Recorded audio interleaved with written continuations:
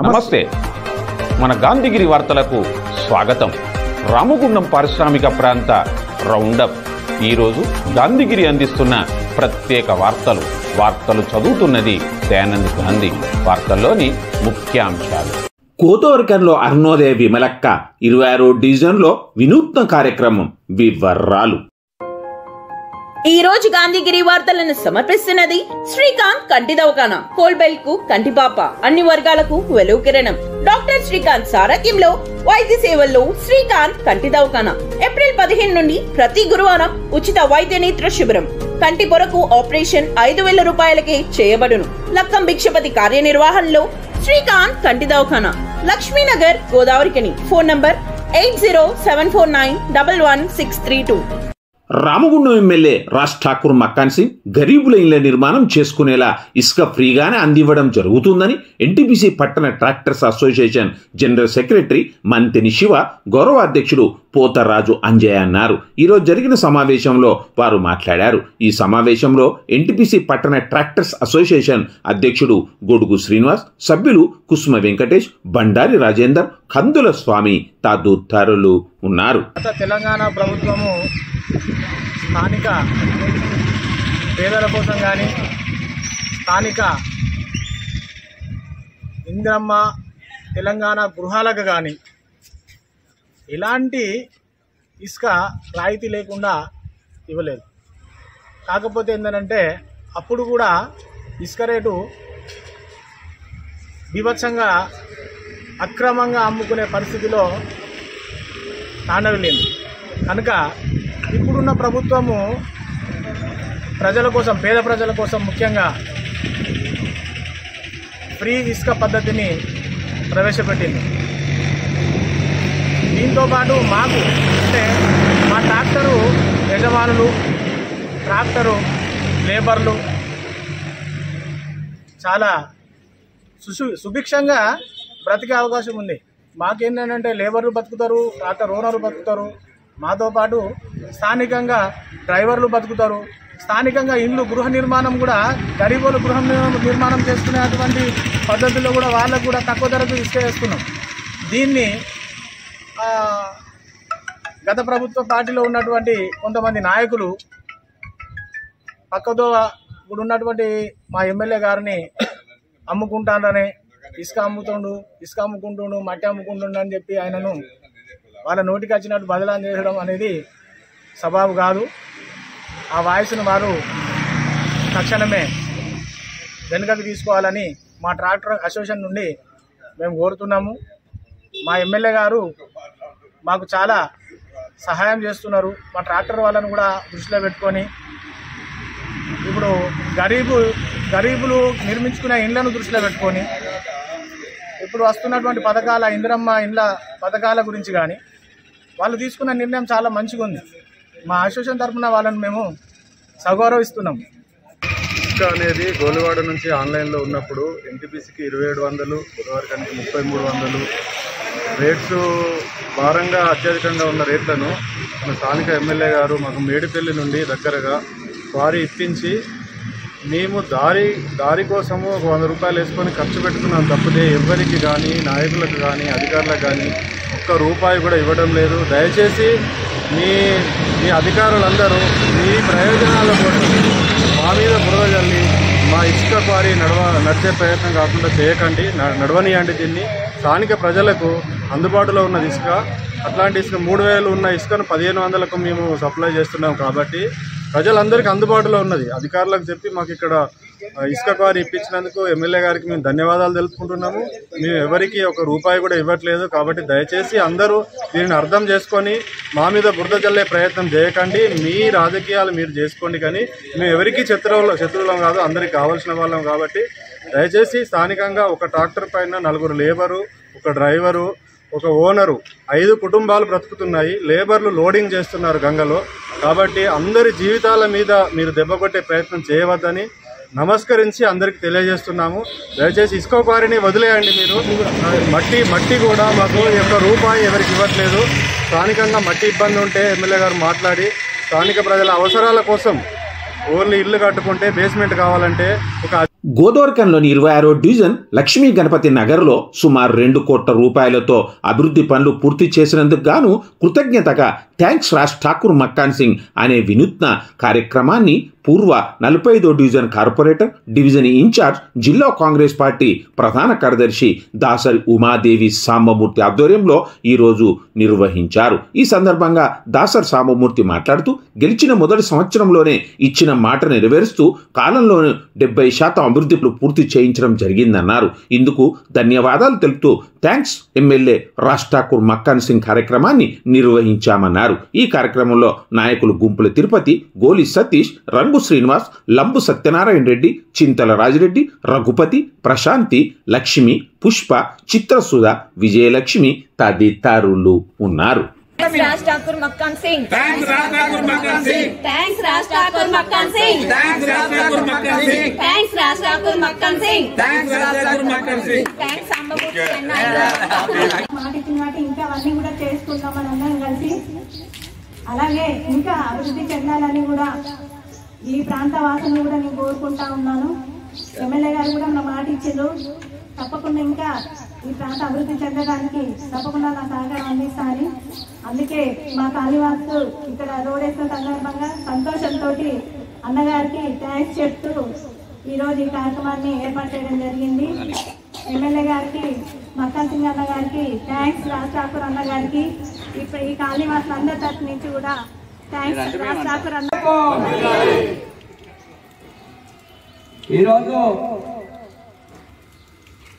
కాంగ్రెస్ ప్రభుత్వం ఏర్పడి ఆ ప్రభుత్వంలో రామగుండం నుండి శాసనసభ్యునిగా ఎన్నికైన మన రామగుండం డైనమిక్ లీడర్ రాజ్ ఠాకూర్ మక్కాన్ సింగ్ గారు ఇచ్చిన మాట ప్రకారం 26వ డివిజన్లోని లక్ష్మీ గణపతి నగర్లో సుమారు 2 కోట్లతోటి పనులు చేసిండ్రు. దాన్ని సంతోషంగా భాగంగా ఈరోజు థ్యాంక్స్ రాజ్ ఠాకూర్ మక్కాన్ సింగ్ అనే నినాదం. సాలన్ని నాలవయ్యారాలు సింగరేణి చూడరన్నా, సిరుల తల్లికి బాధలన్నా, నాగరేణి చూడరన్నా, సిరుల తల్లికి బాధలన్నా, నాగరేణి చూడరన్నా, సిరుల తల్లికి బాధరన్నా. విప్లవకారులు నిజమైన దేశభక్తులని అరుణోదయ విమలక్క అన్నారు. గోదావరిఖని ప్రెస్ క్లబ్లో ఈ రోజు జరిగిన ప్రెస్ మీట్లో ఆమె మాట్లాడారు. ఆపరేషన్ కాగా పేరుతో ఛత్తీస్గఢ్ దండకారణ్యంలో ఆదివాసులను పొట్టన పెట్టుకోవడం విచారకరమన్నారు. గోదావరిఖనిలో ఎల్లుండి జరగనున్న ఏఐఎఫ్టియు జనరల్ బాడీ సదస్సు విజయవంతం చేయాలని కార్మిక వర్గాన్ని విమలక్క కోరారు. ఈ ప్రెస్ మీట్లో ప్రజా సంఘాల నాయకులు మాతంగి రాయమల్లు, మేకల పోచమల్లు, జి రాములు, వెల్తురు సదానందం, టి రత్నకుమార్, పల్లె లింగయ్య, యాకూబ్, జనగామ చిన్నయ్య, ఎస్ లావణ్య, అనసూయ, బి యాకయ్య, కృష్ణస్వామి తదితరులు ఉన్నారు. ఉద్యమాభినందనలు, విప్లవాభినందనలు. చాలా కాలం తర్వాత మళ్ళీ మీ అందరినీ కలుసుకోవడం చాలా సంతోషం. ఏఐఎఫ్టీయూకు ఉన్నటువంటి చరిత్ర గురించి మేము ఇవాళ మీకు కొత్తగా చెప్పాల్సింది ఏం లేదు. ఇది ఒక విప్లవ కార్మిక ఉద్యమ సంస్థ. ఈ సంస్థలో ఆనాటి నుంచి ఈనాటి వరకు ఈ సంస్థ కింద అనేక పోరాటాలు, ఆ పోరాటాలలో విజయాలు, ఆ విజయాలు చూస్తూ ముందుకు సాగుతున్నటువంటి తరుణంలో ఇదే సింగరేణి ప్రాంతంలో కామ్రేడ్ ఎస్ఆర్ అన్న నుంచి మొదలుకొని ఈనాటి వరకు వివిధ రంగాలలో, వివిధ కార్యక్రమాలలో ఎంతోమంది కామ్రేడ్స్ వాళ్ళ ప్రాణాలను సైతం పణంగా పెట్టి ఈ విప్లవ కార్మికోద్యమాన్ని, ఏఐఎఫ్టీయూని ముందుకు తీసుకుపోతున్నటువంటి తరుణం ఇది. ముఖ్యంగా మలిదశ తెలంగాణ ఉద్యమంలో సింగరేణికి ఉన్నటువంటి ప్రాధాన్యతను దృష్టిలో ఉంచుకొని ఈ సింగరేణి ప్రాంతంలో సింగరేణి కార్మికులు చేసినటువంటి పోరాట పటిమను ప్రపంచానికి తెలియజేయాల్సినటువంటి అవసరం ఉందని అరుణోదయగాను, ఏఐఎఫ్టీయూగాను మేమందరం కూడా ఇక్కడ అనేక పోరాటాలు నిర్వహించిన తీరు కూడా మీ అందరికీ తెలుసు. అట్లా ఇవాళ ఏఐఎఫ్టీయూ రాష్ట్ర జనరల్ కౌన్సిల్ ఇక్కడ పెట్టడానికి గల కారణం కూడా అదే. ఈ సింగరేణికి ఉన్నటువంటి ప్రాధాన్యతను, ఈ సింగరేణితో పాటు వివిధ రంగాలను, ఇవాళ ప్రభుత్వానికి సంబంధించినటువంటి అనేక రంగాలను ప్రైవేటీకరణ చేయడానికి అటు కేంద్ర ప్రభుత్వాలు, ఇటు రాష్ట్ర ప్రభుత్వాలు పూనుకుంటున్నటువంటి తరుణంలో ఒకవైపున ప్రైవేటీకరణ, ప్రపంచీకరణలో ప్రజలంతా కూడా సతమతమైపోతున్నటువంటి పరిస్థితి. ఇట్లాంటి సిచ్యుయేషన్లో ఇవాళ ఈ రంగాన్ని కాపాడుకోవాల్సినటువంటి అవసరం అయితే ఉన్నది. ముఖ్యంగా సింగరేణి అనేటువంటిది ఒక గుండెకాయ లాంటిది తెలంగాణలో. సింగరేణిని మొత్తం సింగరేణి నుంచి ప్రపంచానికి వెలుగునిస్తూ ఇక్కడ కార్మికులు మాత్రం వాళ్ళ జీవితాలను చీకటిమయం చేస్తున్నటువంటి పరిస్థితి. వాళ్ళ ప్రభుత్వ రంగాలు ఇవాళ ప్రభుత్వాలు కొనసాగిస్తున్నటువంటి తీరు అంటే కార్మికుల పక్షాన, కార్మిక ఉద్యమాల పక్షాన నిలబడకుండా, కార్మికుల యొక్క బాధలు వినకుండా, కార్మికులకు అన్యాయం చేస్తూ కార్మికోద్యమాలను పక్కదారి పట్టించడానికి, నిర్వీర్యం చేయడానికి కుట్రలు చేస్తున్నటువంటి తీరు కూడా ఇవాళ ప్రభుత్వాలు కొనసాగిస్తూ ఉన్నాయి. అందుకనే కేంద్ర రాష్ట్ర ప్రభుత్వాల తీరుకు నిరసనగా కార్మికులకు జరుగుతున్నటువంటి అన్యాయం పట్ల కార్మికులకు న్యాయం చేయాలని, ముఖ్యంగా సింగరేణిని కాపాడుకోవాల్సినటువంటి బాధ్యత కూడా ఉందని ఇవాళ అనేక రకాలుగా చట్టాలు తీసుకొస్తూ ఆ చట్టాలను సైతం అమలు కాకుండా చూస్తున్నటువంటి తీరు కూడా మనం చూస్తా ఉన్నాం. అందుకోసం ఇవాళ జరుగుతున్నటువంటి ఈ తీరుకు నిరసనగా ఇక్కడ రేపు 23వ తేదీన ఏఐఎఫ్టియు రాష్ట్ర జనరల్ కౌన్సిల్ జరగబోతుంది. దానికి పెద్ద ఎత్తున రాష్ట్ర వ్యాప్తంగా ఉన్నటువంటి కార్మికులు, కర్షకులు కూడా కొంతమంది వీళ్లకు సంఘీభావంగా కదిలి వస్తున్నారు. వివిధ రంగాలకు చెందినటువంటి నిష్ణాతులైనటువంటి కొంతమంది పెద్దలు కూడా దీనికి హాజరవుతున్నారు. ఆపరేషన్ కగార్ పేరుతో ఛత్తీస్గఢ్ ప్రాంతంలో అటు దండకారణ్యంలో ఆదివాసీలను అంటే నక్సలైట్లను ఏరివేస్తాం అనేటువంటి పనిగా పెట్టుకున్నటువంటి కేంద్ర ప్రభుత్వం, రాష్ట్ర ప్రభుత్వం కూడా ఆలోచించాలి. ఇట్లాంటివి జరగకుండా చూడాల్సినటువంటి బాధ్యత రాష్ట్ర ప్రభుత్వాలు కూడా తీసుకోవాల్సినటువంటి అవసరం ఉన్నది. ఆపరేషన్ కగార్ పేరుతో అమాయక ఆదివాసీ బిడ్డలను పుట్టన పెట్టుకుంటున్నటువంటి తీరు నిజంగా చాలా బాధాకరం. ఇది విచారించదగ్గటువంటి విషయం. ఒకవైపున అడవిని కాపాడుకోవడానికి ఆదివాసీలు చేస్తున్నటువంటి పోరాటం చాలా న్యాయమైనటువంటి పోరాటం. ఆదివాసీ బిడ్డలే లేకపోతే ఇప్పటికీ అడవి ఏమాత్రం మిగిలేది కాదు. ముఖ్యంగా నక్సలైట్ల గురించి అనేటువంటిది కాదు అక్కడ ఇవాళ వీళ్ళు చేస్తున్నటువంటిది. నక్సలైట్లను ఏరివేసే దాంట్లో నక్సలైట్లు ఆదివాసీ బిడ్డలకు అడవికి అండగా ఉంటున్నారు అనేటువంటిది. వీళ్ళు కేంద్ర ప్రభుత్వం ముఖ్యంగా బహుళజాతి కంపెనీలకు అడవిలో ఉన్నటువంటి ఖనిజ సంపదను దారాదత్తం చేయడానికి, బహుళజాతి సంస్థలకు రెడ్ కార్పెట్ పరిచి మీకు ఇష్టం వచ్చినంత దోచుకుపోండి అని తెలియజేయడం కోసమే చేస్తున్నటువంటి కుట్రలో భాగంగా జరుగుతున్నటువంటిది ఇవాళ ఆపరేషన్ కగార్ పేరుతో ఆదివాసీ బిడ్డలను అటు నిజంగా నిజమైనటువంటి దేశభక్తులు ఎవరు అనంటే విప్లవకారులు మాత్రమే. అందుకని అట్లాంటి వాళ్ళు ఇవాళ లేకపోవడం మూలంగా కూడా ఇది నష్టం జరుగుతుందని చెప్పేసి చాలా చోట్ల చాలామంది మాట్లాడుతున్నారు. కానీ విప్లవకారులు లేకుండా ఏమీ లేరు, విప్లవం లేకుండా ఏమీ లేదు. ఇవాళ ఉన్నది కానీ కొంత ఇబ్బందులకు గురవుతున్నటువంటి పరిస్థితి ఉన్నది. ఈ ఇబ్బందులకు గురవుతున్నటువంటి సందర్భంలో ప్రజలు ఇంకా అండగా నిలబడాల్సినటువంటి బాధ్యత ఇవాళ అడవి బిడ్డలను కాపాడుకోవడానికి ప్రజలంతా కూడా సమాయత్తం కావాల్సినటువంటి అవసరం ఉంది. ఎక్కడో ఆదివాసీలకు అన్యాయం జరిగితే మాకేమిటిలే, ఎక్కడో ఏదో జరిగితే మాకేమిటిలే అనుకుంటే అడవి మొత్తం కరిగిపోతుంది. అడవి నుంచే మనకు వచ్చేటువంటి ఆక్సిజన్, ఇవాళ ఈ ఆక్సిజన్ లేకపోతే మనకు బతుకు లేదు. అందుకోసం అడవిని కాపాడుతున్నటువంటి ఆదివాసీ బిడ్డలకు అండగా, ఆదివాసీలు చేస్తున్నటువంటి పోరాటాలకు అండగా మనం నిలబడాల్సినటువంటి కనీస బాధ్యత మనుషులంగా మానవీయ కోణంతో అడవి బిడ్డలను కాపాడుకోవడానికి ముందుకు రావాల్సినటువంటి అవసరం ఉన్నది. నిజంగా ఇది చాలా బాధాకరం. అట్లాంటిది జరగకుండా ఉండాల్సింది.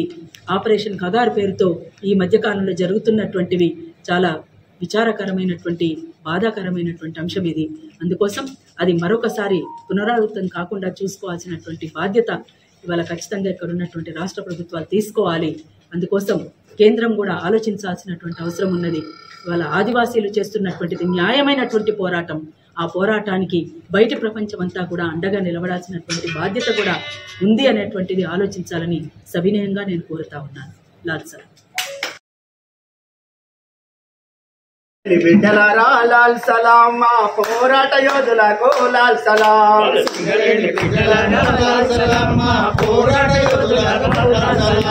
నల్లా కల్వల్లారా లాల్ సలాం మా పోరాట యోధులకు లాల్ సలాం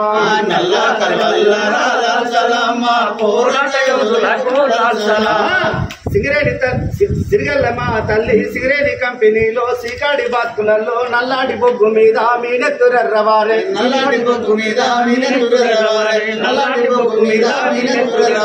సింగరేని బిడ్డలారా లాల్ సలాం మా పోరాట యోధులకు లాల్ సలాం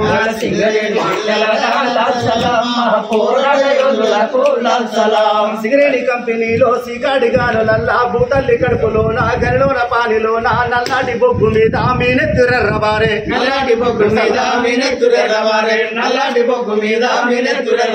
సిగరేని కంపెనీలో సికాడి గానులల్లా భూతల్లి కడుపులో నా గరిలోన పానిలో నా నల్లాడి బొగ్గు మీద మీనెత్తురవారే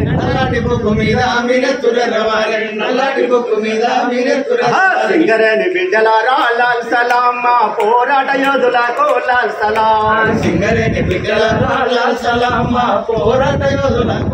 ఇంతటితో గాంధీగిరి వార్తలు సమాప్తం. నమస్కారం.